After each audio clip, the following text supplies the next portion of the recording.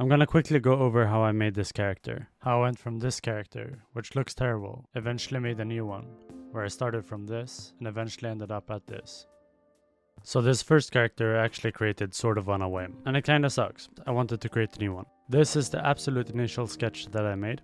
So it's simple shapes, but it's very generic. Actually, do recommend making simple shapes, and the best way to ensure that is to draw really small. I ensure that I can't focus on the details by drawing a tiny sketch. As soon as I have the sketch, I enlarge it and clean up the lines. I wanted the character to look somewhat cute, so I make it more like a baby. I enlarge the head, shorten the body.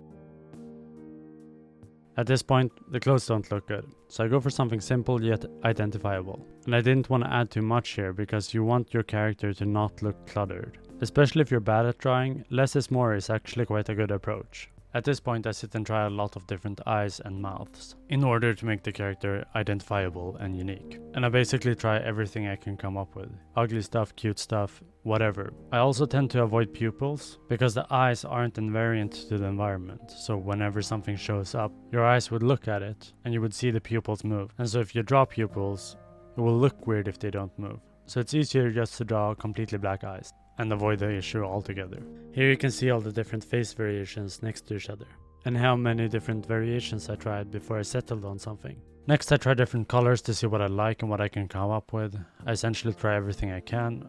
I still like most of these, and might use them, I don't know. But I think it's important to try as much as you can to see if something sticks with you. It really shouldn't be difficult to change this when you're drawing, just make sure to draw your line art on a separate layer. And once again, here you can see all the different colors that I tried next to each other.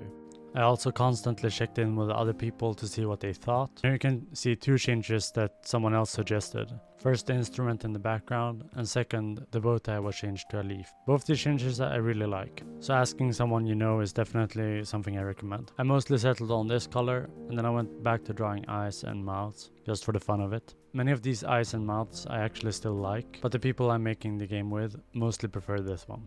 My key takeaways are to make it fairly simple, especially if you're not good at drawing. Try a lot of different things, cute stuff, ugly stuff, anything you can come up with, and just see if you like it. It's better to try than to not try. You might be stuck with a subpar character otherwise.